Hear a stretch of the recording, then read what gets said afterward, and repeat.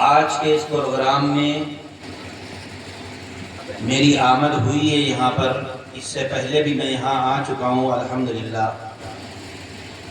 لیکن آج کی یہ آمد ہمارے عمران صاحب کا فون آیا، ہماری تنظیم سنی مجلس عمل وہ لکھنؤ شہر کے اندر 10 روزہ یا تقریباً 12 روزہ پروگرام محرم الحرام کے کراتی ہے۔ میں نے ان سے کہا بھی تھا کہ ہمارے پروگرام مستقل چل رہے ہیں، لیکن انہوں نے زیادہ اصرار کیا تو میں نے کہا انشاءاللہ میں آؤں گا۔ میں آیا اس لیے ہوں کہ میں آپ کو بتاؤں کہ ہمارے والد ماجد آج سے 2 سال قبل، آج 29 جون ہے، 27 جون کو اس دنیا سے رخصت ہو گئے تھے۔ یہ قصبہ چرول ہماری، اس کا نام ہمارے رگوں اور ریشے میں چلتا رہتا ہے۔ کیوں؟ ہم نے بچپن سے اس کا نام سنا ہے۔ ابھی ایک نام ہمارے عمران صاحب بھول گئے تھے، ناظم صاحب بھول گئے، وہ نام ہے ہمارے جد امجد فاتح محمود آباد۔ یہ 2 ضلع ایسے تھے جس میں ان کی محنت بہت رہی ہے، جہاں تک میرے علم کی بات ہے، کہ ایک قصبہ جرول اور ایک محمود آباد۔ حضرت مولانا جان زیغم اسلام حضرت مولانا عبدالحلیم صاحب فاروقی رحمۃ اللہ علیہ، غلط کہہ رہا ہوں؟ صحیح کہہ رہا ہوں؟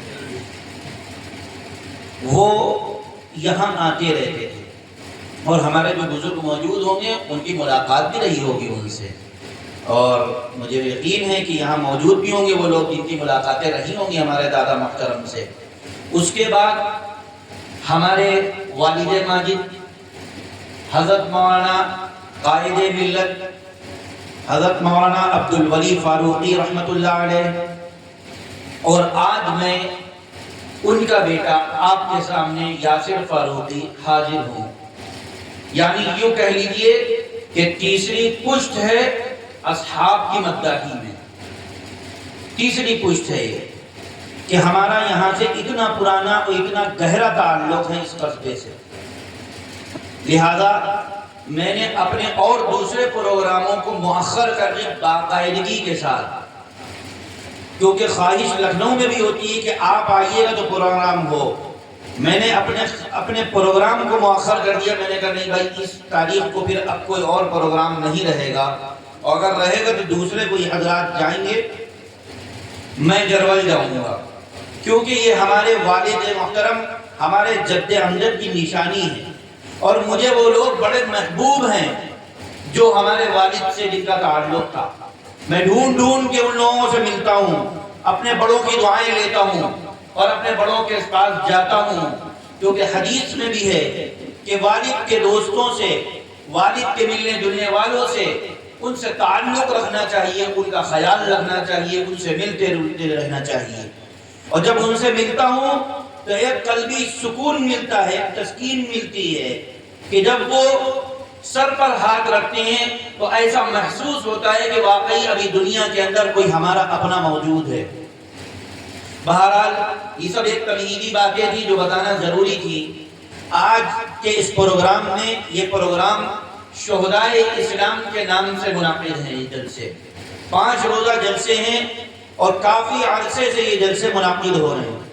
آج کے اس دور کے اندر ان جلسوں کا اس جگہوں پر ہونا بہت بڑی بات ہے اور بہت ہی زیادہ اہمیت کی بات ہے۔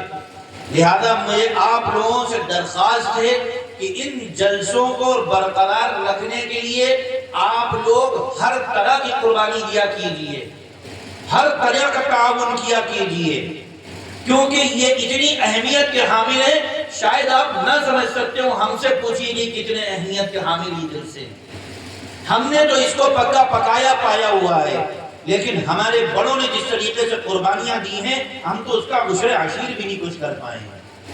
آج جس طریقے سے ہم لوگ یہاں پہ بیٹھے ہوئے ہیں، اس طریقے سے بیٹھے نہ ہوتے اگر ہمارے بڑوں نے، ہم سب کے بڑوں نے اگر قربانیاں نہ دی ہوتی۔ گلیوں گلیوں قریہ قریہ شہر شہر پھر کر کے اگر انہوں نے صحابہ اکرام رضوان اللہ تعالی علیہم اجمعین کو نہ پہنچایا ہوتا، نہ اس پیغام کو آگے بڑھایا ہوتا، تو آج ہم شاید اس مقام کے اوپر یہ جلسے نہ کر رہے ہوتے۔ میں نے ابھی آپ حضرات کے سامنے 2 آیت کریمہ پڑھی ہیں۔ ایک آیت کریمہ میں اللہ رب العزت کی ارشاد فرما رہا ہے کہ اللہ کے بندوں نے اپنی جانوں کو جنت کے بدلے میں اللہ سے سودا کر لیا۔ ان اللہ اشتری من المؤمنین انفسهم، اپنے مالوں کا اور اپنے جانوں کا، بان لهم الجنہ، کہ انہوں نے جانوں اور مالوں کا اللہ سے سودا کر لیا۔ کس چیز کے اوپر؟ کہ ہم کو جنت چاہیے، اب چاہے آپ ہمارا مال لے لیجیے چاہے ہماری جان لے لیجیے۔ دوسری آیت کریمہ میں اللہ رب العزت فرماتا ہے کہ اے لوگوں کو حکم کرو کس چیز کا؟ عدل کا۔ اللہ حکم کرتا ہے لوگوں کو انصاف کرنے کا۔ یہ ایک آیت کریمہ ہے جو ہر جمعے کے دن آپ لوگ اکثر مسجدوں میں سنا کرتے ہیں، لیکن یہ بڑی جامع آیت ہے۔ اس آیت کے اندر اللہ رب العزت نے جو سب سے بڑی، سب سے پہلی چیز بیان کی ہے، وہ بیان کیا ہے کہ عدل، انصاف کو بیان کیا ہے کہ انصاف کیا کیجیے، انصاف کیا کیجیے۔ بظاہر ہم لوگوں کو لگ رہا ہے کہ یہ چھوٹی سی بات ہے انصاف کرنا۔ انصاف کرنا چھوٹی موٹی بات نہیں ہے۔ اللہ رب العزت نے قرآن مجید کے اندر، اپنی کتاب کے اندر تقریباً 30 جگہ پر اس لفظ کا استعمال کیا ہے، عدل کا استعمال کیا ہے کہ عدل ہونا چاہیے، انصاف ہونا چاہیے۔ میری ایک بات یاد رکھیے گا، جس جگہ، جس قوم میں، جس حکومت کے اندر، جس ملک کے اندر انصاف ہوگا وہاں امن و امان قائم رہے گا۔ انصاف اور امن یہ دونوں چیزیں لازم ملزوم ہیں۔ اگر انصاف ہوگا تو امن رہے گا، اگر انصاف نہیں ہوگا تو امن قائم نہیں رہے گا، یاد رکھیے گا۔ اب آپ تاریخ کی ورق گردانی کیجئے۔ آئیے لے چلتا ہوں آپ کو اس صحابی کے دور میں جس کا نام نامی، اسم گرامی، خلیفہ دوم، سسر نبی، فاتح روم و ایران، حضرت عمر ابن خطاب رضی اللہ تعالی عنہ۔ ان کے عدل کی آپ کو کچھ مثالیں پیش کروں گا۔ جب تک وہ مدینہ منورہ کے اندر امیر المؤمنین بن کر کے رہے، جتنے دن انہوں نے حکومت کی اتنے دن انہوں نے عدل کیا، انصاف کیا۔ اس لیے پورے عرب کے اندر، پورے مدینہ منورہ کے اندر، پورے خطے کے اندر امن و امان قائم رہا۔ کوئی فساد نہیں، کوئی جھگڑا نہیں، کوئی بھی چیز نہیں۔ آپ کسی بھی چیز کو لے لیجئے، کوئی بھی حکومت لے لیجئے، کوئی بھی چیز، جہاں اپنوں کو آگے نہیں بڑھایا جاتا ہوگا، جانا تو جب بھی آپ دیکھیے، جہاں بھی جائیے دیکھیے، اقتدار اگر کسی کو مل گیا تو سب سے پہلا کام یہ کرتا ہے کہ اپنے گھر والوں کو آگے کرنا شروع کر دیتا ہے، اپنے لوگوں کو آگے کرنا شروع کر دیتا ہے، اپنی برادری کو آگے کرنا شروع کر دیتا ہے، برادری واد پھیلانا شروع کر دیتا ہے، اقربا پروری کرنا شروع کر دیتا ہے۔ اور جہاں اس نے یہ کام کیا وہیں سے حالات اور معاملات دونوں بگڑے اور انسان تباہی کے دہانے پر چلا جاتا ہے۔ ملک ہو، شہر ہو، محلہ ہو، گھر ہو، سب جہاں پر انصاف ہاتھ سے چھوٹا وہاں پر تباہی کا دہانہ کھل گیا۔ یاد رکھیے، کیوں؟ سب سے پہلی چیز جو انسان، اب چھوٹا سا اگر کوئی پارشد بن جاتا ہے تو وہ اپنے لوگوں کو فائدہ پہنچانا شروع کر دیتا ہے۔ کوئی ایم ایل اے بن گیا وہ اپنے لوگوں کو فائدہ پہنچانے لگ گیا، کوئی ایم پی بن گیا وہ اپنے گھر والوں کو، اپنے محلے والوں کو، اپنی برادری والوں کو آگے کرنا شروع کر دیتا ہے۔ کوئی وزیر بن گیا، کوئی اس سے اوپر، جو بھی بن جاتا ہے وہ اپنے اقربا پروری شروع کر دیتا ہے۔ الا ماشاءاللہ جو ایسا نہیں کرتے ہیں، جو لوگ انصاف سے کام کرتے ہیں، زمانے میں ان کا سکہ ایسا بیٹھتا ہے کہ لوگ ان سے نظر نہیں ملاتے ہیں۔ نظر نہیں ملا پاتے ہیں جو لوگ کھڑے ہوتے ہیں اپنے معاملات کے اندر۔ حضرت عمر ابن خطاب رضی اللہ تعالی عنہ سے کوئی جرت نہیں کرتا تھا نظریں ملانے کی، ہمت نہیں ہوتی تھی کسی کی نظریں ملانے کی کسی غلط معاملات کے اوپر۔ یہ تو سب سوال کر سکتے تھے، لیکن اللہ کے اس محبوب، اللہ کے نبی کے اس محبوب کو کی جو عادتیں تھی اور جو حکومت تھا، طرز حکومت جو تھا، اس کے اوپر کوئی انگلی نہیں اٹھا سکتا۔ آپ دیکھیے حضرت عمر ابن خطاب رضی اللہ تعالی عنہ اپنے یہاں اپنے گھر والوں کو پیچھے کر رہے ہیں ہر معاملات میں، اپنے گھر والوں کو ہر معاملات میں پیچھے کر رہے ہیں۔ کوئی بھی معاملہ آ جائے اپنے گھر والوں کو سب سے پیچھے کر رہے ہیں، اپنی ذات کو سب سے پیچھے کر رہے ہیں۔ ایک مرتبہ مال غنیمت آیا، اس کے اندر بہت سے سامان آیا، لوگوں کو بٹنا شروع ہوا۔ حضرت عبداللہ ابن عمر، ان کے بیٹے ہیں حضرت عمر کے، ان کو کم ملا، اور ان کے مقابلے میں اسامہ جو اللہ کے نبی کے غلام رہ چکے تھے، غلام کے بیٹے تھے، حضرت زید بن حارثہ کے بیٹے تھے، حضرت اسامہ اللہ کے نبی کے وہ گھر میں رہتے تھے، ان سے تعلق تھا، ان کو زیادہ دیا گیا۔ کچھ لوگوں نے حضرت عمر سے کہا، کہ حضرت عبداللہ سے کہا کہ عبداللہ تم کو کم ملا ہے اور اسامہ کو زیادہ مل گیا، کیا بات ہے؟ تم تو عمر کے بیٹے ہو، وہ زید کے بیٹے تھے، تم تو امیر المؤمنین فی الوقت کے بیٹے ہو، تم کو کم ملا؟ کہنے والے لوگ ہوتے، کہہ دیا انہوں نے، اور اسامہ کو زیادہ مل گیا۔ حضرت عبداللہ ابن عمر بیٹے تھے حضرت عمر کے، ان کے دل میں بھی خیال آ گیا۔ حالانکہ حضرت عبداللہ ابن عمر کون تھے پتہ ہے؟ ایک شخص امیر المؤمنین فی المدینہ ہے، فی المؤمنین امیر المؤمنین ہے، فی العرب ہے، اور دوسرا امیر المؤمنین فی العلم ہے۔ یعنی عمر ابن خطاب رضی اللہ تعالیٰ عنہ تمام مومنین کے امیر تھے، اور عبداللہ ابن عمر علم کے امیر تھے۔ اتنے بڑے عالم تھے حضرت عبداللہ ابن عمر۔ ان سے کہا تو ان کے دل میں بھی بات آئی، وہ گئے پہنچے اپنے والد صاحب کے پاس، کہنے لگے والد محترم آپ نے مجھے کم دیا اور آپ نے اسامہ کو زیادہ دیا، یہ کیا بات ہوئی؟ مجھے بھی تو اتنا ہی دینا چاہیے جتنا آپ نے اسامہ کو دیا ہے۔ اللہ کے رسول صلی اللہ علیہ وسلم کا جملہ سنیے، کہنے لگے میری جانب ادھر، میرے بیٹے، میرے رشتے جگر، مجھے معلوم ہے کہ تم واقعی، میرا دل چاہتا ہے، میری دعا ہے، حضرت عمر کی یہ دعا ہے کہ اے اللہ میرے اور بچے جتنے بھی ہیں اگر میری زندگی کے اندر میری دنیا سے چلے جاتے ہیں مجھے اس کا کوئی غم نہیں ہے، لیکن عبداللہ میرا جی یہ چاہتا ہے کہ عبداللہ میرے بعد بھی زندہ رہیں، میرے بعد بھی زندہ رہیں۔ حضرت عبداللہ کہنے لگے بیٹا ٹھیک ہے تم میرے بیٹے ہو، مجھے معلوم ہے، لیکن میں نے تم کو جان بوجھ سے کم دیا ہے۔ کہنے ابا جان کیوں؟ کہنے میں بتا رہا ہوں وجہ۔ کہنے لگے وجہ دیکھیں کتنی پیاری بتائی۔ کیا کہنے لگے؟ کہنے لگے کہ بھائی ایسا ہے عبداللہ، میں نے تم کو کم اس لیے دیا ہے کہ میں نے دیکھا ہے کہ اللہ کے رسول جناب محمد الرسول اللہ صلی اللہ علیہ وسلم اسامہ کو تم سے زیادہ چاہتے تھے، تو میں نے بھی یہ چاہا کہ میں اپنے محبوب کی محبت کو، ان کے پیار کو، ان کی الفت کو آگے رکھوں۔ میں نے تمہاری محبت کو پیچھے رکھا، اپنے رسول کی محبت کو آگے رکھا، اور میں نے اسامہ کو تم سے زیادہ دیا ہے اس لیے کہ میرا رسول تم سے زیادہ ان سے محبت کرتے تھے۔ یہ رسول اللہ صلی اللہ علیہ وسلم کی محبت میں کون کر رہا ہے؟ حضرت عمر رضی اللہ تعالیٰ عنہ، حضرت عمر رضی اللہ تعالیٰ عنہ کر رہے ہیں۔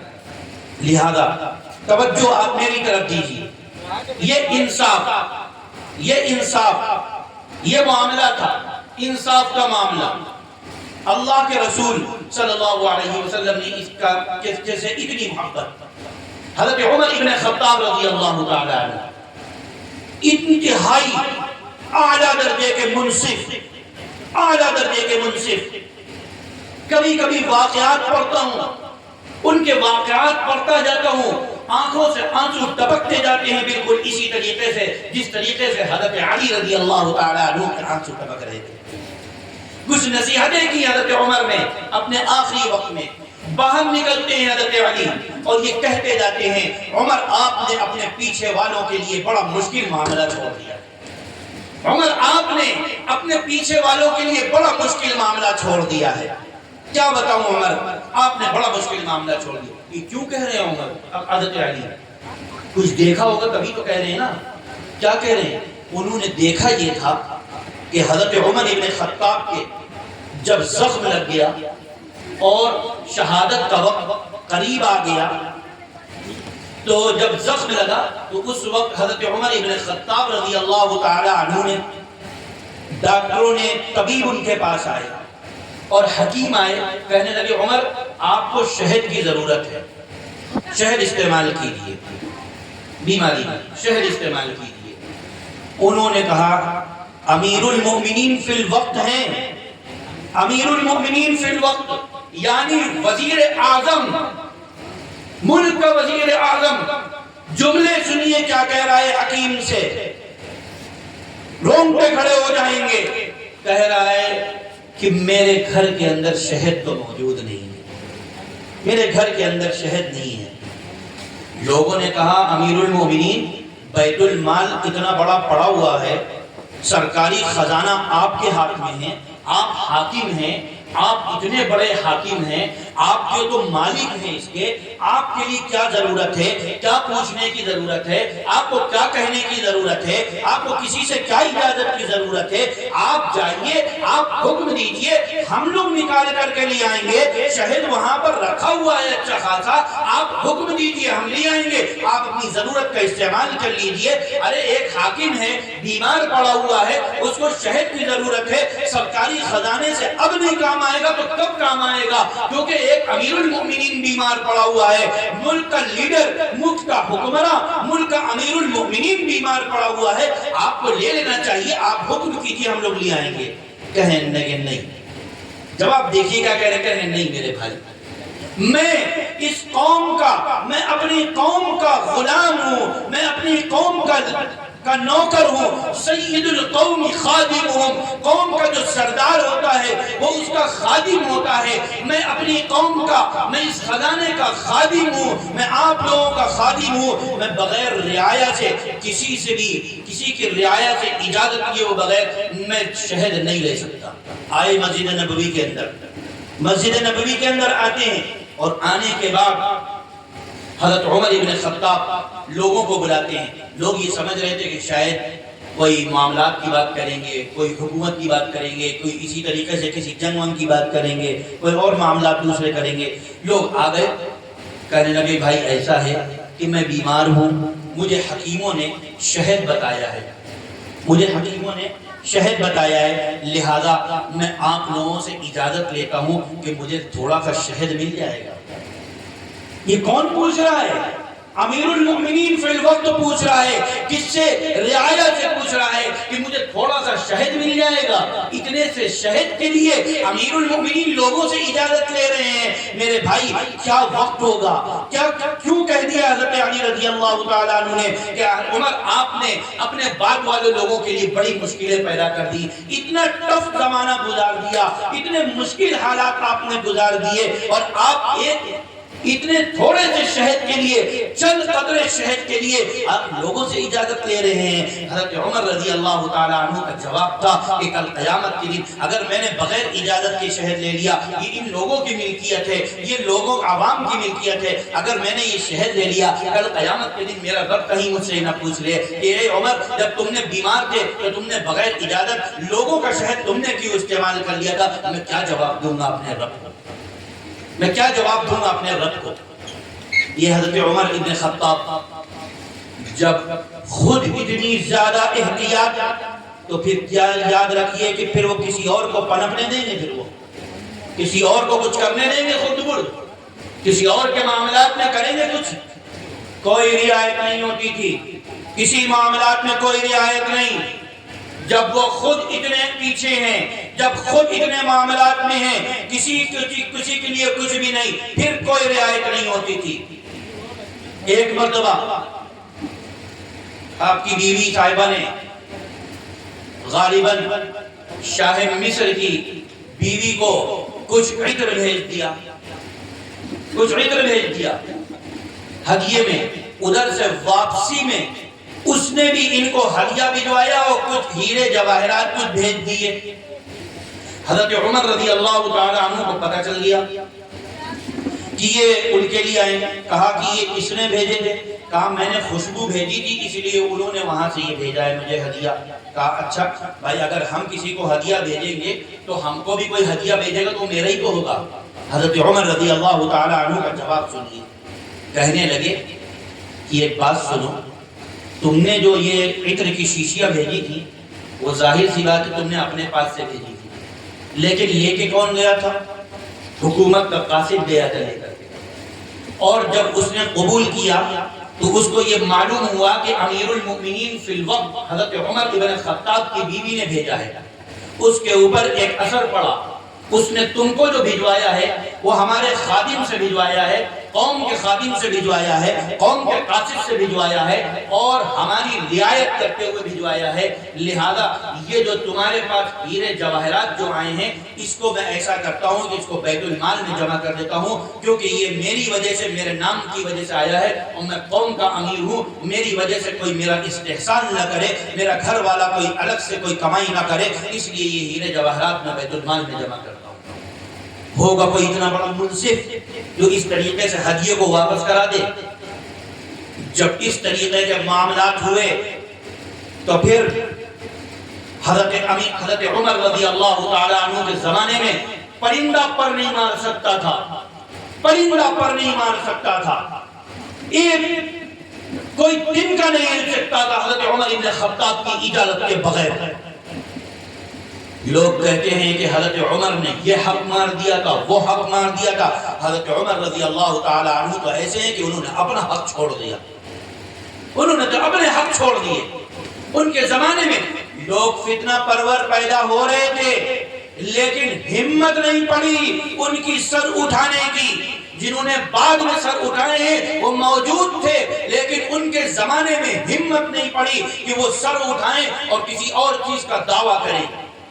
حضرت عمر بن خطاب کی حکومت میں یہ عدل تھا، اور جب حضرت عمر بالکل کھڑے کھوٹے تھے تو معاملات بھی بالکل کھڑے کھوٹے تھے۔ پھر اس زمانے میں کسی کی ہمت نہیں تھی کوئی لین دین میں کوئی معاملہ کر دے، کوئی آپسی میں کوئی معاملہ کر دے، کوئی زمین و جائیداد میں ہیر پھیر کر دے، کوئی کسی صورت میں کچھ نہیں کر پاتا تھا۔ سارے ملک کے اندر امن و امان قائم تھا، سارے ملک کے اندر امن و امان قائم تھا حضرت عمر بن خطاب رضی اللہ تعالی عنہ کی وجہ سے۔ حضرت عمر وہ عمر ابن خطاب ہیں کہ جنہوں نے، آپ دیکھیے کہ ان کے اندر فہم و فراست دیکھیے ان کی۔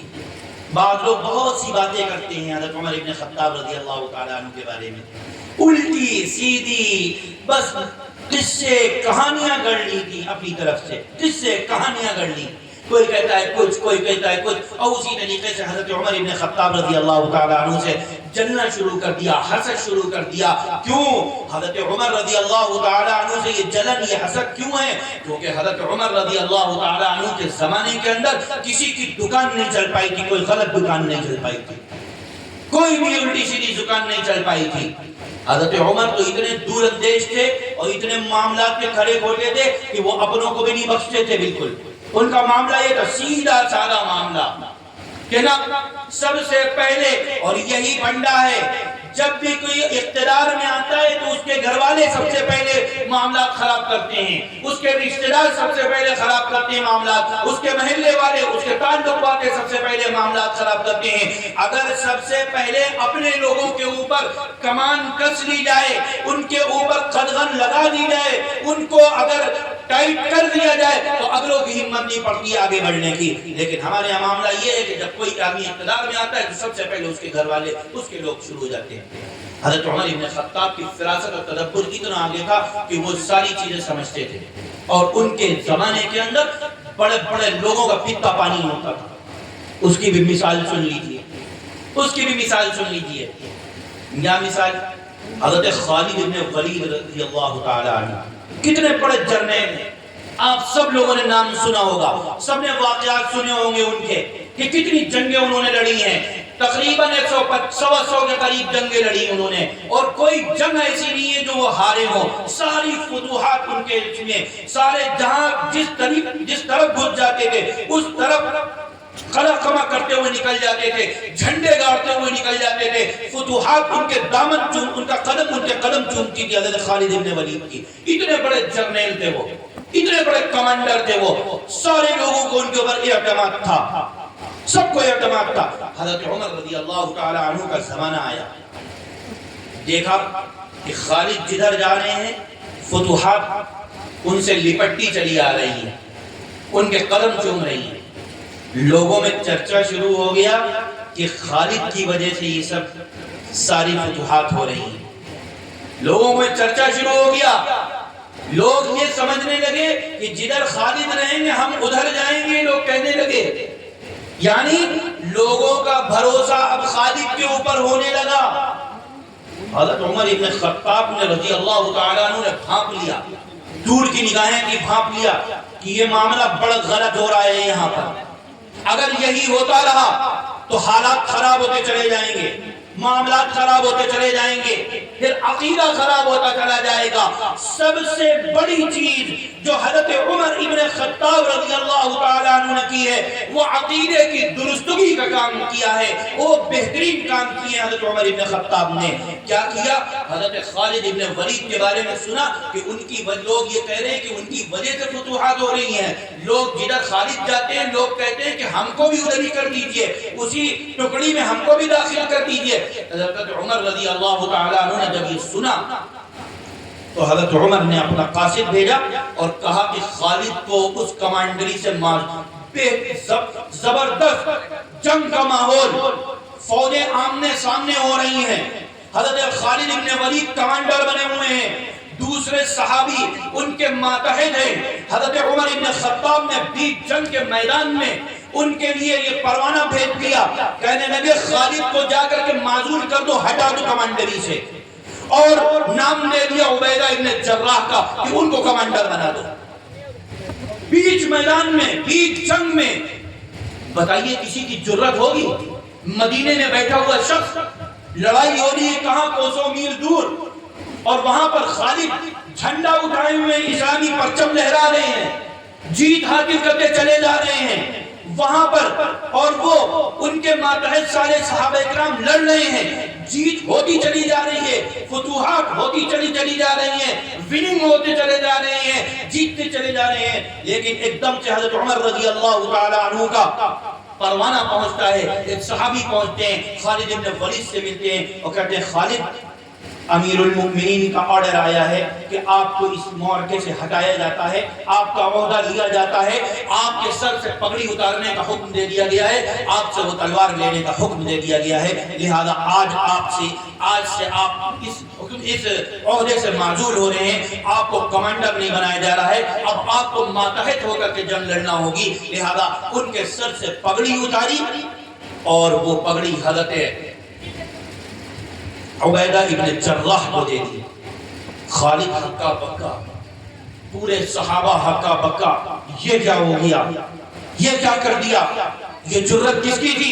عمر ابن خطاب رضی اللہ تعالیٰ عنہ کے علاوہ کس کی ہو سکتی ہے؟ حضرت خالد ابن ولید نے بے چوت چلا, بالکل کہا گیا ان سے کہ آپ عبیدہ کی کمانڈری میں رہیں گے. حضرت خالد ابن ولید نے پگڑی اتاری, اس کو دی اور اپنے جو اور سامان تھے وہ اتارے اور کہا کہ ٹھیک ہے میں ان کے حکم کو قبول کرتا ہوں. معاملہ حضرت عبیدہ ابن جراح کے پاس آیا, ان کو کمانڈر بنایا گیا. اس کے بعد ان کی تحقیق میں جنگ لڑی گئی, جنگ ہوئی, جیتے ہارے جو کچھ ہوئے جنگ ہوا. اس کے بعد خالد ابن ولید رضی اللہ تعالیٰ عنہ حضرت عمر رضی اللہ تعالیٰ عنہ کے پاس آتے ہیں, اور لوگ آتے ہیں کہتے ہیں کہ آپ نے خالد کو بیچ معرکے سے جو ہے بالکل ہٹا دیا, کیا بات تھی, کیا معاملہ ہو گیا؟ حضرت خالد ابن ولید بھی کہتے ہیں کہ حضرت آپ نے مجھے کیوں ہٹا دیا, کیا بات ہو گئی, کس وجہ سے؟ لوگ بیٹھے ہوئے ہیں. حضرت عمر ابن خطاب ایک جملہ کہتے ہیں, کہتے ہیں انی لم اعزل خالدا عن صحبت ولا خیانت، میں نے خالد کو جو معزول کیا ہے، خالد میرا چہیتا ہے، خالد میرا دلالا ہے، خالد میرا سپہ سالار ہے، خالد میرا جرنیل ہے، خالد میرا کمانڈر ہے، خالد میرا بہادر ہے، خالد کے اندر جو صفات ہیں وہ کسی کے اندر نہیں ہے، لیکن میں نے دیکھا وَلَكِنَّ النَّاسَ فُدِنُوا بِهِ فَخِفْتُ أَن يُوَكِّلُوا إِلَيْهِ، کہ میں نے یہ دیکھا کہ لوگ خالد کے اوپر بجائے اللہ پہ بھروسہ کرنے کے خالد کے اوپر بھروسہ کرتے چلے جا رہے ہیں۔ میں نے یہ دیکھا کہ مجھے ڈر محسوس ہوا کہیں لوگ خالد ہی کے اوپر بھروسہ نہ کر لیں اور میرے رب سے ان کا ناطہ ٹوٹ جائے، وہ یہ نہ سمجھنے لگے کہ خالد ہی سب کچھ ہے، میرا رب کچھ نہیں ہے، حالانکہ یہ میرے رب کی وجہ سے سارا سب کچھ ہو رہا ہے، خالد کی وجہ سے کچھ نہیں ہو رہا ہے۔ خالد تو ایک تلوار اٹھاتا ہے، خالد تو ایک تلوار چلاتا ہے، خالد کے لیکن ہاتھ کے اندر جو قوت دی ہے وہ میرے رب نے دی ہے، جو طاقت دی ہے وہ میرے رب نے دی ہے، جو جرأت دی ہے وہ میرے رب نے دی ہے، اس کے علاوہ کسی نے نہیں دی ہے۔ لہذا خالد بن ولید سے کہا میں نے تم کو اس لیے ہٹایا ہے وَلَكِنْ فَخِفْتُ أَن يُوَكِّلُوا بِهِ، کہیں مجھے ڈر تھا کہیں تمہارے اوپر لوگ بھروسہ نہ کرنے لگے۔ یہ تھے خالد بن ولید، یہ تھے حضرت عمر بن خطاب رضی اللہ تعالیٰ عنہ، ان کو ہٹایا۔ اب دوسری طرف آئیے، معاملات کا دوسرا رخ دیکھیے آپ، بہت بھونکتے ہیں نا لوگ کس کے اوپر؟ صحابہ کرام کے اوپر، زبان درازی کرتے ہیں۔ حضرت خالد کی کچھ شکایتیں بھی آنے لگی تھی، کچھ معاملات کے ان کے تصرفات پہ اس کی بھی کچھ معاملات کی باتیں آنے لگی تھی، تو اس کے اوپر بھی یہ شکنجہ کسا گیا، لیکن عین میدان جنگ کے اندر کرا گیا۔ اب آپ دیکھیے حضرت معاویہ رضی اللہ تعالیٰ عنہ کو دیکھ لیجیے آپ، یہ تو معاملہ یہاں پہ ہو گیا، اب حضرت معاویہ رضی اللہ تعالیٰ عنہ کے دیکھ لیجیے۔ صحابہ کرام میں سے یہ بونی بونی زبانیں جن کو پتہ تک نہیں ہے کہ قرآن کدھر سے پڑھا جاتا ہے کدھر سے سنا جاتا ہے، جن کو معلوم نہیں ہے بخاری شریف کدھر سے کھولی جاتی ہے، صحیح سیدھی کدھر سے ہے، جن کو معلوم نہیں ہے صحابیت کا مرتبہ کیا ہے، جن کو معلوم نہیں ہے کہ صحابہ کرام کے قربانیاں کیا ہیں، وہ حضرت معاویہ رضی اللہ تعالیٰ عنہ کے اوپر زبان درازی کرتے ہیں۔ وہ کہتے ہیں کہ حضرت معاویہ نے یوں کر دیا، حضرت معاویہ نے ایسا کر دیا، حضرت معاویہ نے ویسا کر دیا۔ تم لوگوں کو، وہ لوگ جن کو اپنی نسل کا پتہ نہیں کہ میرے باپ کون تھے، وہ حضرت معاویہ کے اوپر زبان درازی کرتے ہیں۔ جن کو اپنی نسل کا پتہ نہیں، جن کو اپنی ذات کا پتہ نہیں کہ وہ پچھلے کیا تھے، وہ حضرت معاویہ صحابی رسول کے اوپر زبان درازی کرتے ہیں۔ میں ڈنکے کی چوٹ کے اوپر کہتا ہوں، تم تاریخ کے اندر کوئی ایسا واقعہ دکھا دو جس کے اوپر حضرت عمر بن خطاب رضی اللہ تعالیٰ عنہ نے حضرت معاویہ رضی اللہ تعالیٰ عنہ کے اوپر اسی طریقے سے کوئی سختی کی معاملہ کیا ہو، یا کہیں سے معزول کر دیا ہو، یا کہیں سے ان کو ہٹا دیا ہو، یا کہیں سے ان کو نکال دیا ہو، یا ان کو ڈانٹا ہو، یا ان کو پھٹکارا ہو، یا ان کو کسی طریقے سے کچھ اور معاملات کہے ہو۔ حضرت معاویہ رضی اللہ تعالیٰ عنہ نے اگر کچھ اور معاملات کیے ہوتے، اور حضرت عمر رضی اللہ تعالیٰ عنہ موجود ہیں، اور ان کے زمانے میں آپ زمانہ اٹھا کر کے دیکھ لیے، شام کے امیر بنا کر کے بھیجے گئے ہیں، شام کے کمانڈر بنا کر کے بھیجے گئے ہیں حضرت معاویہ رضی اللہ تعالیٰ عنہ۔ تاریخ اٹھا کر کے دیکھیے حضرت عمر کو کتنی شکایتیں ملی اور کتنا انہوں نے حضرت معاویہ رضی اللہ تعالیٰ عنہ کہا ہے۔ حضرت معاویہ رضی اللہ تعالیٰ عنہ حضرت عمر بن خطاب رضی اللہ تعالیٰ عنہ کے بہترین کمانڈر تھے، سپہ سالار تھے، معتمد تھے۔ ایک مرتبہ حضرت معاویہ رضی اللہ تعالیٰ عنہ آئے اور دیکھا کہ حضرت عمر نے ایک بہترین جوڑا پہنے ہوئے ہیں، ہرے رنگ کا بہترین جوڑا پہنے ہوئے، نئے طریقے کا۔ حضرت عمر نے ایک آدھ کوڑے لگائے، ان کی عادت تھی جب کوئی بات دیکھتے تھے وہ کوڑے سے بات کرتے تھے، ایسی کوڑے لگائے تو لوگوں نے کہا ارے آپ معاویہ کو اس طریقے سے مار رہے، اس طریقے سے آپ نے بات کی۔ انہوں نے کیا کہا؟ ما رأیت الا خیرا وما بلغنی الا خیرا، میں نے معاویہ کو جو دیکھا ہے میں نے اس کے اندر بھلائی کے علاوہ کچھ نہیں دیکھا، اور مجھے معاویہ کے بارے میں جو کچھ بھی پہنچا ہے سوائے بھلائی کے کچھ نہیں پہنچا ہے، میں نے صرف اس کو ادباً مارا ہے، تادیباً اس طریقے سے سختی کی ہے، کہیں میں یہ سمجھ رہا ہوں کہیں اس کے اندر تکبر نہ آ جائے، اس وجہ سے میں نے اس کے اوپر تھپکیاں لگائی ہیں، کہیں تکبر نہ آ جائے اس کے اندر، اس وجہ سے میں نے اس کو جو ہے اس طریقے سے ایک آدھ کوڑا لگا دیا ہے، محبت کے اندر، شفقت کے طور پر، ادب کے طور پر، ایک بڑے ہونے کے ناطے میں نے اس کو یہ کہا ہے کہیں اس کے اندر تکبر نہ پیدا ہو جائے۔ یہ حضرت معاویہ رضی اللہ تعالیٰ عنہ کا دلار تھا، دلارے تھے حضرت معاویہ۔ میرے بھائی حضرت معاویہ رضی اللہ تعالیٰ عنہ صحابہ کرام رضوان اللہ تعالیٰ علیہم اجمعین کے بارے میں جو لوگ صحابہ، وہ صحابہ جنہوں نے نبی کے لیے اپنی جانوں کا نذرانہ دے دیا، اپنے تن من دھن کو لٹا دیا، اپنے آپ کو کہیں کا نہیں چھوڑا، جنہوں نے اپنے گھر بار کو لٹا دیا، اپنے بیوی بچوں سے بالکل جدا ہو گئے، اپنے نبی کی خاطر انہوں نے کچھ بھی نہیں دیکھا، جس طریقے سے تھے خوشبو لگاتے تھے، ایسی خوشبو لگا کر کے نکلتے تھے کہ گلیاں معطر ہو جاتی تھیں، گلیاں معطر ہو جاتی تھی، 200 درہم کا جوڑا پہنتے تھے۔ کون؟ حضرت مصعب بن عمیر ایمان لانے سے پہلے اتنی مہنگی خوشبو لگاتے تھے کہ جس گلی سے نکل جاتے تھے گھر کے گھر معطر ہو جاتے تھے، پوری گلیاں مہک اٹھتی تھی، اور اتنے جوڑے پہنتے تھے مہنگے مہنگے کہ کسی کو میسر نہیں ہوں گے۔ لیکن میرے نبی کی خاطر جب آخری مرحلہ آیا ہے اور جب اس دنیا سے جانے کا وقت آیا ہے، جب شہید ہو گئے ہیں حضرت مصعب بن عمیر، تو وقت کیا تھا؟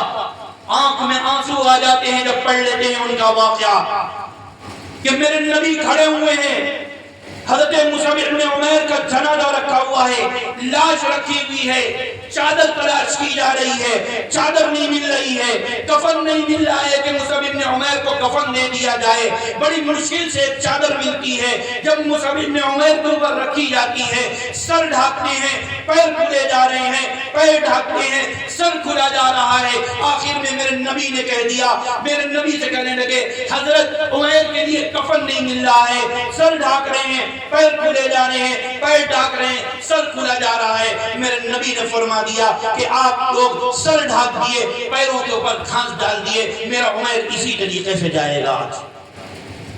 میرے بھائی اس طریقے کی قربانیاں دی ہیں، اس طریقے کی قربانیاں دی ہیں، تب جا کر کے ہمارا یہاں پاس یہ دین آیا ہے۔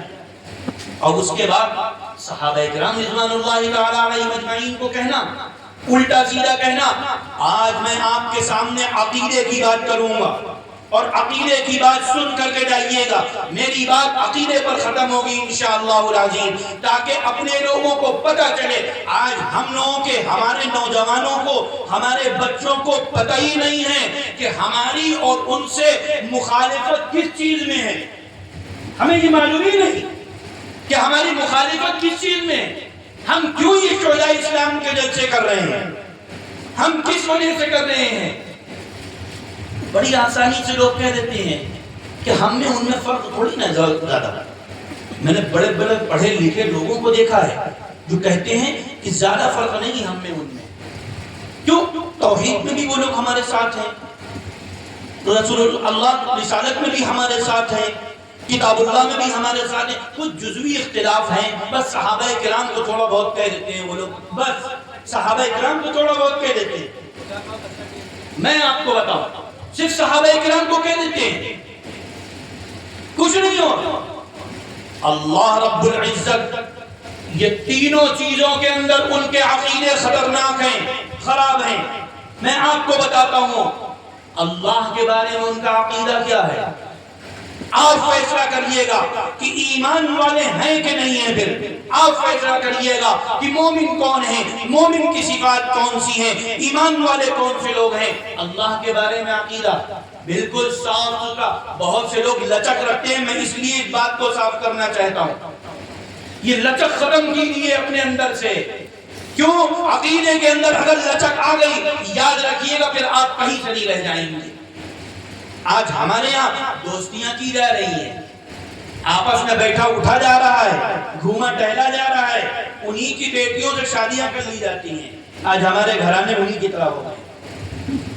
آپ تم جا کر کے دیکھو، کبھی ایسا بھی تم نے سنا ہے کہ ان کا کوئی آدمی تمہاری بات پر عمل کرتا ہوا تمہاری طرح ہو گیا ہوا ہے؟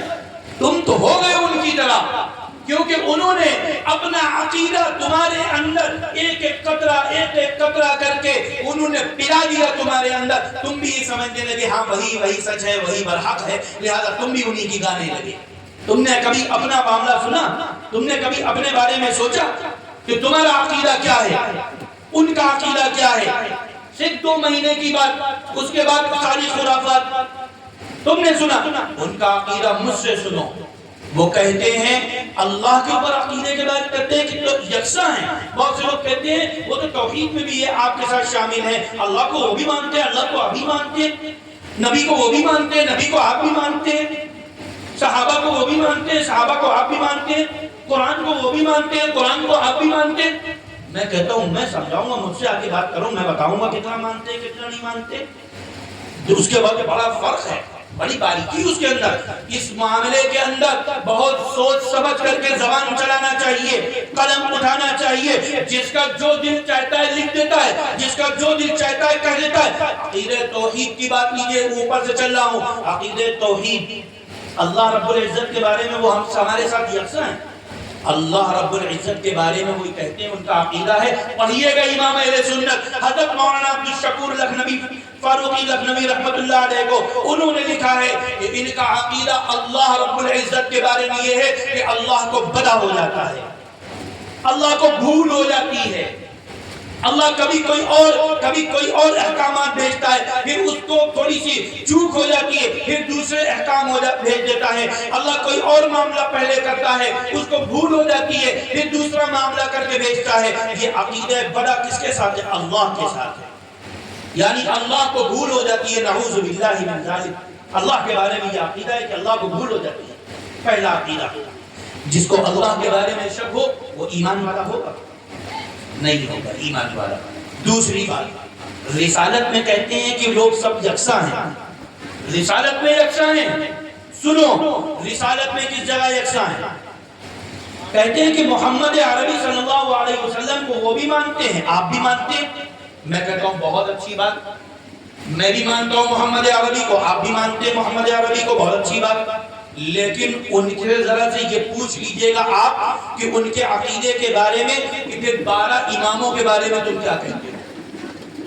پھر 12 اماموں کے بارے میں تم کیا کہتے ہو؟ سمجھ رہے میری بات؟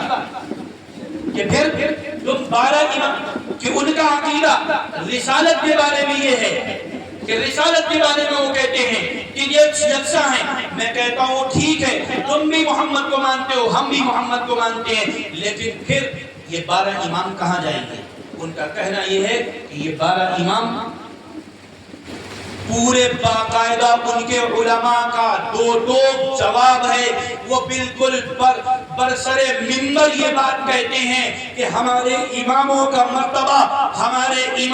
مرتبہ انبیاء سے اعلیٰ ہے، انبیاء سے افضل ہے. اماموں کا مرتبہ انبیاء سے اعلیٰ، انبیاء سے افضل ہے.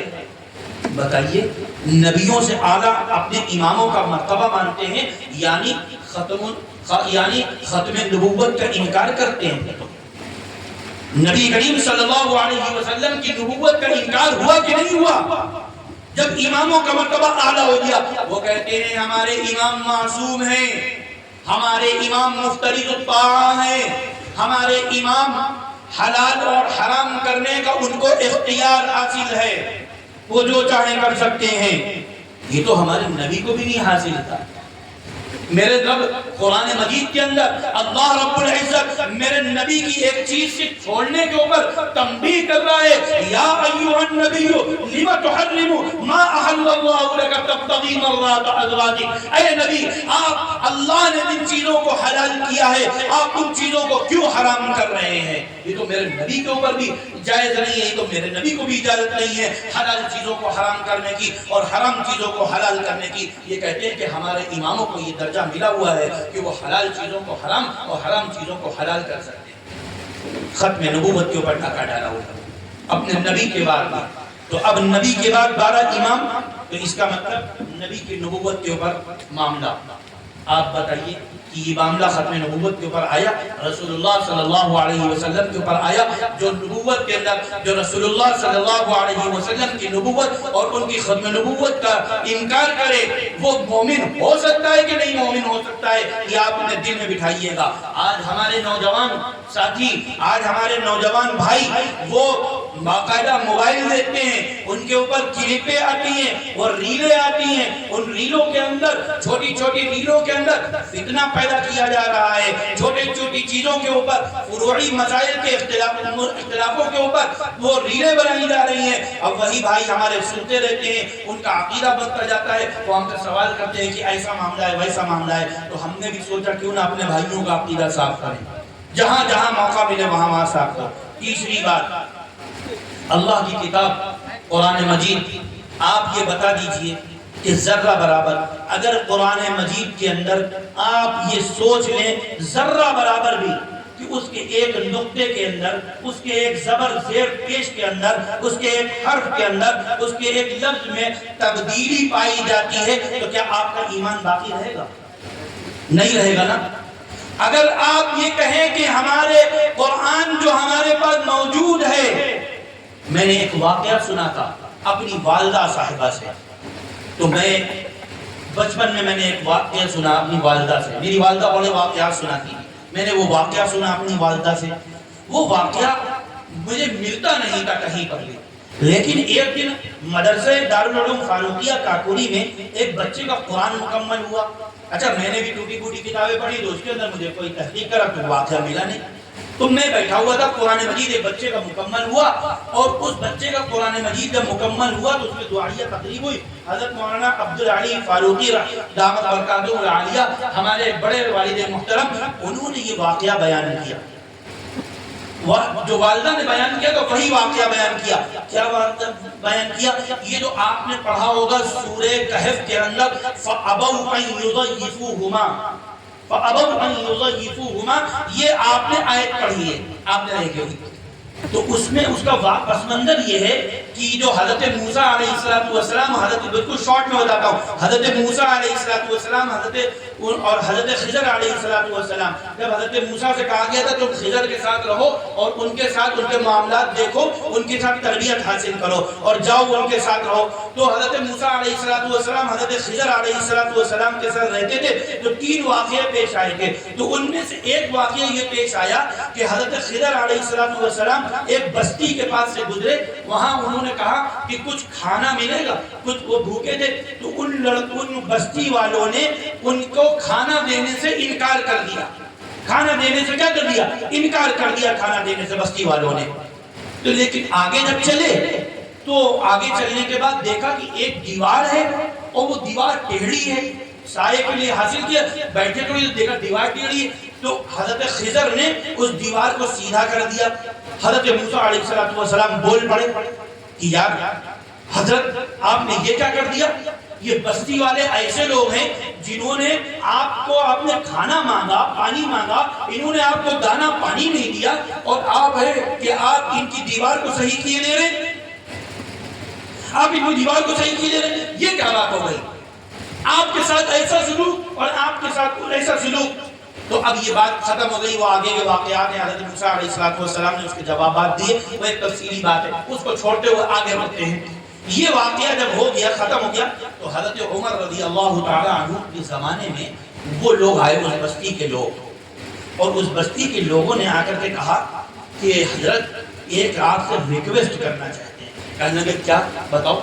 کہنے لگے حضرت قرآن مجید کے اندر فلاں سورت کے اندر یہ آیت آئی ہے فَأَبَوْا أَن يُضَيِّفُوهُمَا, یعنی اس بستی کے رہنے والوں نے ان مہمانوں کی ضیافت کرنے سے انکار کر دیا. یہ قرآن کے اندر آ گیا ہے ہماری بستی کا ذکر. اور حضرت ہمیں اتنی شرمندگی ہوتی ہے, ہمیں اتنی پریشانی ہوتی ہے, ہم آج بہت شرمندہ ہیں اس بات پر. ہمارے پرکھوں نے, ہمارے بڑوں نے, ہمارے باپ داداؤں نے یہ حرکت کی تھی, اور قرآن مجید کے اندر جتنا پڑھا جا رہا ہے اتنا پڑھا جا رہا ہے اور قرآن مجید قیامت تک کے لیے باقی رہے گا. لہذا ہم حضرت اتنے شرمندہ ہیں, کیا کس نے, بھگت کون رہا ہے. لہذا ہم آپ سے ریکویسٹ کر رہے ہیں کہ اس کا ایک نقطہ با کا اٹھا کر کے فَأَبَوْا کی جگہ با کا نقطہ اٹھا کر کے اوپر ایک نقطہ اور لگ دیجئے, فَأَتَوْا کر دیجئے اس کو, فَأَتَوْا يُضَيِّفُونَ کر دیجئے, بس اور کچھ نہ کیجئے. ایک نقطہ نکالیے اور اوپر رکھ دیجئے اور ایک نقطہ اپنے پاس سے بڑھا کر کے تا بنا دیجئے, با ہٹا دیجئے. حضرت عمر ابن خطاب, مطلب یہ ہو گیا کہ ان بستی والوں نے, اب یہ ترجمہ ہو جائے گا کہ بستی والوں کے پاس وہ لوگ آئے تو بستی والوں نے ان کی ضیافت کی, یہ ہو جائے گا ترجمہ.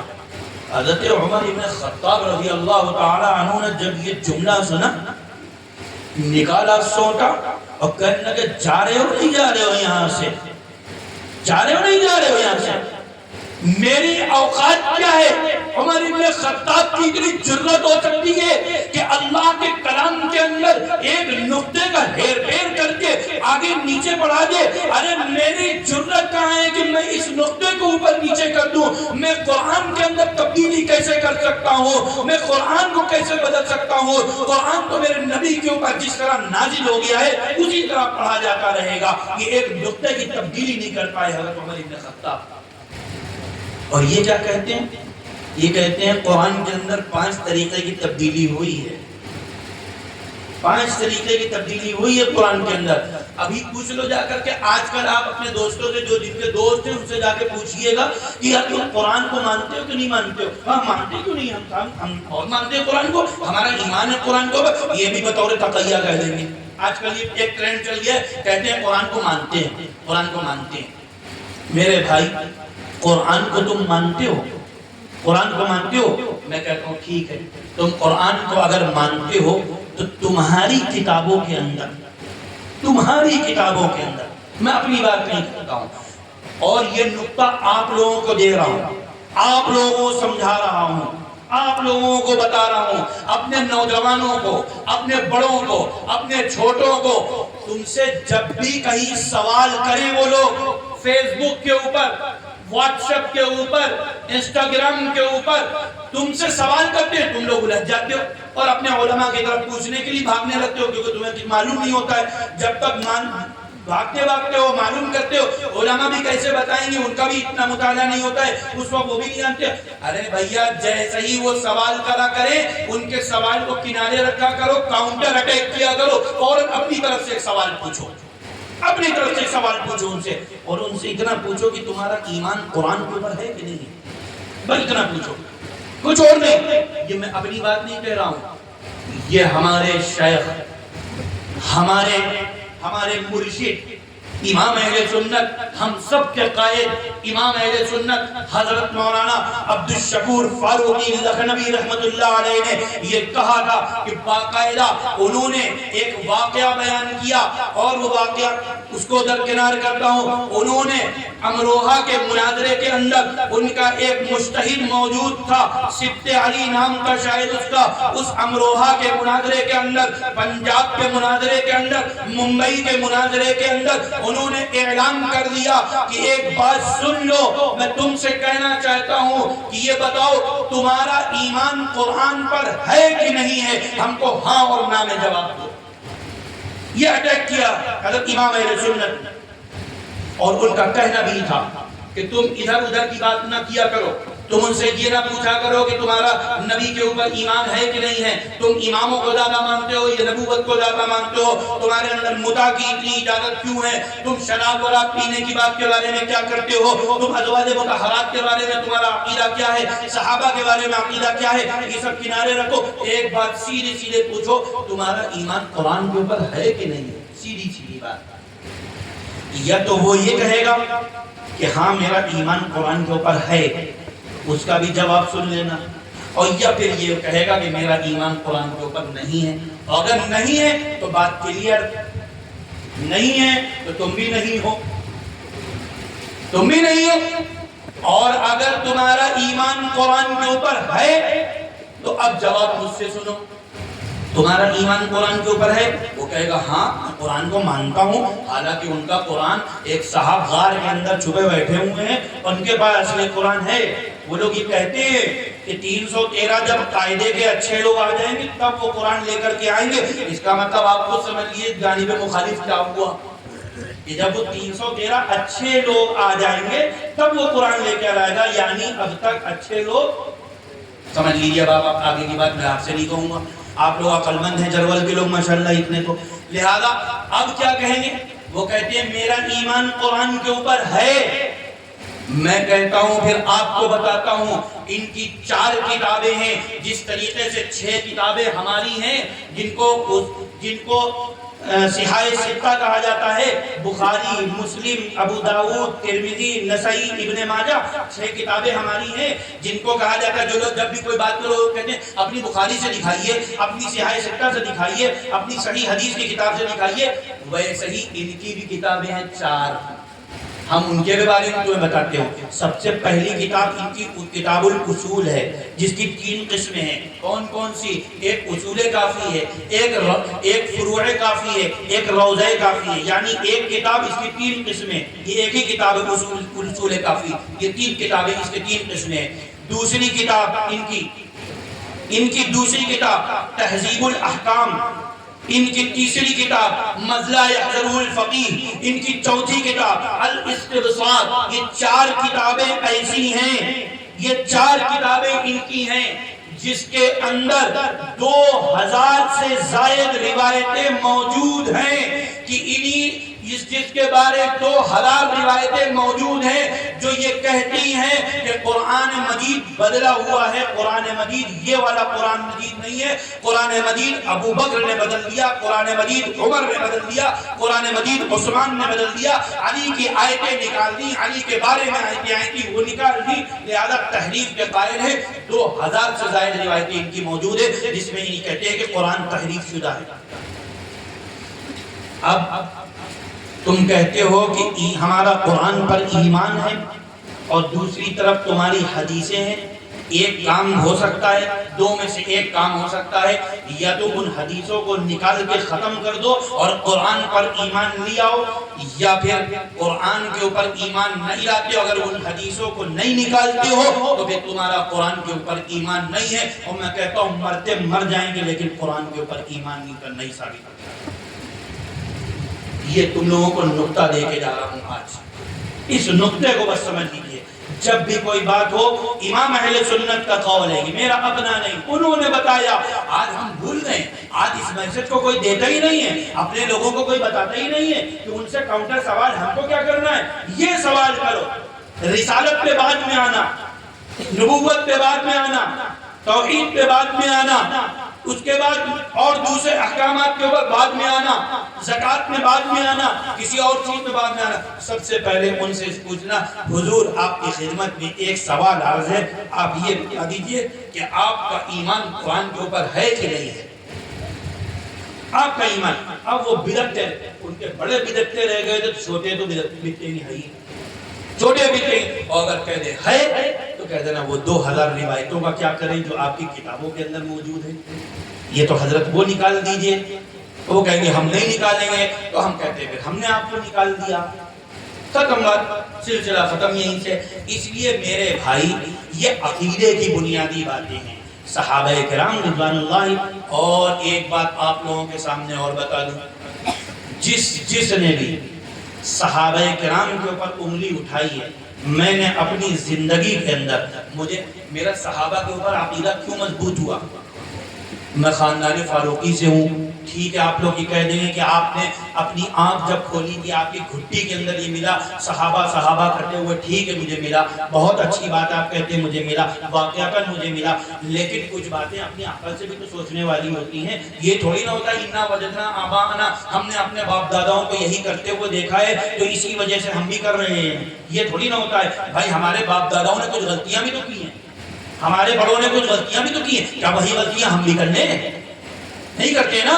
تو ہم بھی، اگر کوئی آدمی اپنے باپ داداؤں کی غلطیاں دہراتا ہے تو وہ آدمی صحیح نہیں، اپنی عقل بھی تو سوچو، اللہ نے تم کو عقل دی ہے، ہم نے بھی تو سوچا کہ صحابہ صحابہ کیوں کیا جاتا ہے؟ کیا ہم بھی دیکھیں صحابہ صحابہ کیا ہے؟ قرآن تو ہم نے پڑھا ہے، حدیث تو ہم نے پڑھی، ہم نے دیکھا، لیکن میں نے یہ تو پڑھ لکھ کر کے سمجھ میں آیا تھا، لیکن اپنے تجربے سے بھی دیکھ لیا۔ آپ کو بتاؤں گا، آپ بھی کہیں گے بالکل مولانا صحیح کہہ رہے ہیں، ابھی آپ کے ذہن میں نہیں آ رہا ہے، لیکن جیسے ہی میں اشارہ کروں آپ سمجھ جائیں گے۔ میں نے اپنی زندگی کے اندر دو لوگوں کو دیکھا ہے، دو لوگوں کے اندر اپنی زندگی کے اندر دیکھا کہ جن لوگوں نے صحابیت کا انکار کیا، صحابہ کرام کے اوپر انگلی اٹھائی، اللہ رب العزت نے ان کو دنیا ہی کے اندر نیست و نابود کر دیا، زمین کے اندر ان کو گھسیٹ دیا۔ ایک شخص جس نے حضرت عائشہ رضی اللہ تعالیٰ عنہ کے اوپر عنہا کے اوپر انگلی اٹھائی تھی، 2019 میں ہم نے اس کے اوپر امی عائشہ کانفرنس کی تھی۔ 2019 میں ایسا جمع غفیر جمع ہوا تھا کہ جس کالج کے اندر کرائی تھی، آج تک تاریخ میں ہے کہ کبھی اتنا مجمع نہیں آیا تھا جتنا ہماری اماں جان کے نام کے اوپر اتنا مجمع جمع ہو گیا تھا۔ آپ سب سمجھ گئے ہوں گے کس نے انگلی اٹھائی تھی، یہ وہی ہے جو آج اللہ نے، اس نے غلاظت بکی تھی اپنے منہ سے، تہمتیں لگائی تھی، برا بھلا کہا تھا، بہت آگے نکل گیا تھا۔ اللہ نے رب العزت نے کہا تم کو اگر ہم اس قوم میں رکھتے تب بھی غنیمت تھا، لہذا اللہ نے اس کو نکال کر کے دوسری جگہ بھیج دیا۔ اس نے تو اپنا نام تک تبدیل کر دیا، اس نے تو اپنا نام تک تبدیل کر لیا، ختم ہو گیا وہ سب۔ اللہ نے اس کو کیسے، آپ نے خود اپنی زندگی کے اندر دیکھ لیا کہ اماں عائشہ کو برا بھلا کہا گیا، اللہ نے اس کو کیسا ذلیل و رسوا کر دیا۔ ہم کیوں اپنے نام منہ سے زبان بندی کریں اپنی منہ کی کہ ہم اس کا نام لیں؟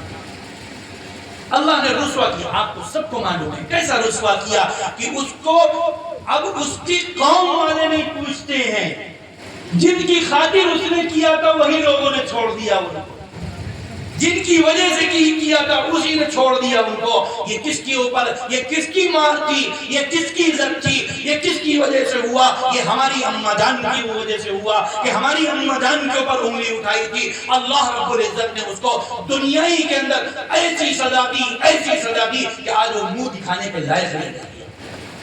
ایک کبھی کسی کو علم کا تکبر نہیں ہونا چاہیے، کبھی کسی کو علم کا تکبر۔ اللہ تعالیٰ سے ہمیشہ یہ دعا کرنا چاہیے، اے اللہ ہم کو دین کی صحیح سمجھ عطا فرما۔ کبھی اپنے علم کے اوپر اترانا نہیں چاہیے، تھوڑا علم دے، کام کا علم دے، اپنی دین کی سمجھ عطا فرما دے، بس یہ کہنا چاہیے ہمیشہ۔ ورنہ شیطان کے پاس بھی بڑا علم تھا، تکبر کیا، ملیا میٹ ہو گیا۔ ہمارے بھی ایک بہت بڑے حضرت تھے، ہمارے بھی ایک بہت بڑے حضرت ہیں، جنہوں نے آج اگر وہ اپنے صحیح راستے پر ہوتے، صحیح عقیدے پر ہوتے، تو آج وہ ندوۃ العلماء کے ناظم ہوتے، آج امارت شرعیہ کے بہت بڑے عہدے پر ہوتے، لکھنؤ کی کمان ان کے ہاتھ میں ہوتی، ہندوستان کی کمان ان کے ہاتھ میں ہوتی، مسلمانوں کے وہ مرکز ہوتے، وہ ملجا ہوتے، وہ مقتدی ہوتے، وہ قائد ہوتے۔ وہ اتنا جری انسان تھا، لیکن اس نے بھی اللہ کے نبی کے صحابہ، ان نبی کے دلاروں پر، نبی کے جانثاروں کے بارے میں، نبی کے عاشقوں کے بارے میں، نبی کے پہرےداروں کے بارے میں اپنی زبان کو ملوث کیا۔ اللہ رب العزت نے مسلمانوں کے دلوں کے اندر اس کی نفرت بٹھا دی۔ اللہ نے اس کو بالکل کمرے کے اندر بند کر کے رکھ دیا گیا ہو۔ آپ سب شاید سمجھ رہے ہوں گے سلمان نبی کیا ہو گیا، کیا کر دیا، کیا چھینا، کیا کیا انہوں نے؟ حضرت معاویہ رٹ لگائے ہوئے تھے، حضرت معاویہ نے یوں کیا، معاویہ نے یوں کیا، معاویہ نے یوں کیا، معاویہ نے ایسا کر دیا تھا۔ انہوں نے زبان کرا دی حضرت معاویہ کی مقبولیت یہی سمجھ لیجئے کہ تم کو دفن کر دیا، معاویہ کا نام آج بھی لیا جا رہا ہے، ختم کر دیا اللہ نے۔ تم نے کم کہا تھا تم کو کم کیا، اس نے زیادہ کیا تو اس کو زیادہ کر دیا۔ نہیں بولنا چاہیے صحابہ کرام، کیسی تکلیفوں کے ساتھ، کیسی پریشانیوں کے ساتھ، کیسی مصیبتوں کے ساتھ انہوں نے اپنے نبی کے ساتھ جانثاری کی ہے، اپنے نبی کی چوکھٹ کی پہرےداری کی ہے، کس طریقے سے انہوں نے اپنے نبی کے دین کو بچایا ہے۔ آج ہم سب یہ جہاں موجود ہیں یہ صحابہ کے صدقے میں موجود ہیں۔ آج اگر صحابہ نے نہیں کیا ہوتا، صحابہ کو بیچ سے ہٹا دیں، نبوت کے اوپر اثر آ جائے گا، اللہ کی للہیت کے اوپر اثر آ جائے گا۔ وہ صحابہ کرام جنہوں نے اتنی قربانیاں دی، تم صحابہ کرام کے بارے میں غلط عقیدہ رکھتے ہو۔ اللہ جس نے بھی صحابہ کرام کے بارے میں کچھ زبان درازی کی، اللہ نے اس کو نیست و نابود کر دیا۔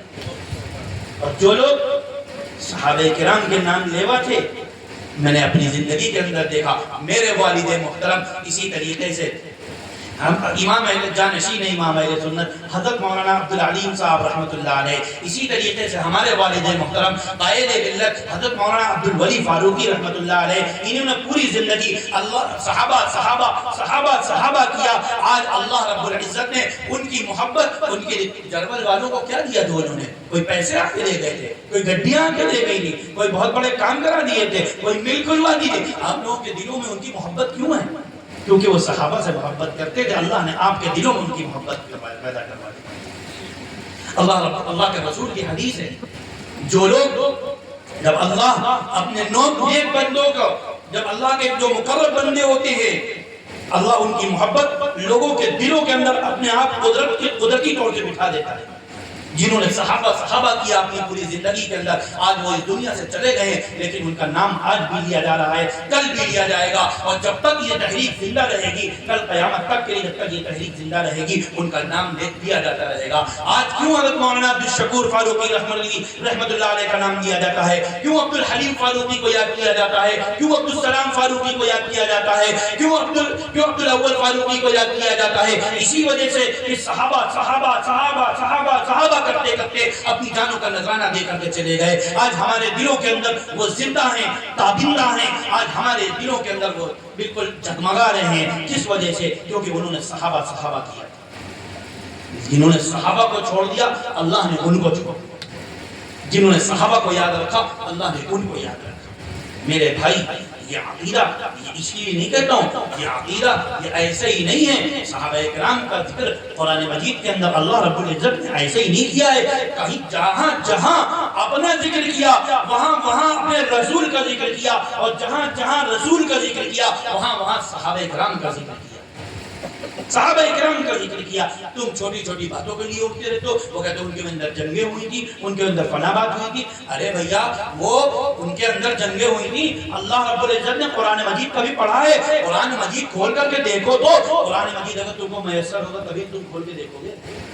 ہم نے قرآن کھول کے دیکھا، قرآن نے کہا وَنَزَعْنَا مَا فِي صُدُورِهِمْ مِنْ غِلٍّ إِخْوَانًا عَلَىٰ سُرُرٍ مُتَقَابِلِينَ، کہ ہم ان کے دلوں کے اندر سے جو کینہ ہے، جو کپٹ ہے، ہم ان کو دور کر دیں گے کل قیامت کے دن، اور ہم ان کو آپس میں ایک دوسرے کے سامنے ہنستے مسکراتے ہوئے بیٹھے ہوئے ہوں گے۔ کل علی ہوں گے ایک طرف معاویہ بیٹھے ہوں گے، ایک طرف حسن ہوں گے، ایک طرف علی، ایک طرف معاویہ ہوں گے، ایک طرف حسین ہوں گے، ایک طرف معاویہ ہوں گے، ایک طرف علی ہوں گے، ایک طرف عمر بن عاص ہوں گے۔ سب آپس میں ایک دوسرے سے مسکرا کر کے بات کر رہے ہوں گے، ہنس کر کے بات کر رہے ہوں گے۔ لیکن ہم لوگ ہیں جو علی کو، جو ان کو آپس میں بھلانا چاہتے ہیں، وہ لوگ کل مر رہے ہوں گے، ڈالے جا رہے ہوں گے، سزائیں دی جا رہی ہوں گی، الٹا سیدھا کہا جا رہا ہوگا، ان کو کیا کیا جا رہا ہوگا ان کے ساتھ۔ لیکن وہ لوگ جو دین، صحابہ کرام نے کیوں جنگیں کی ہیں؟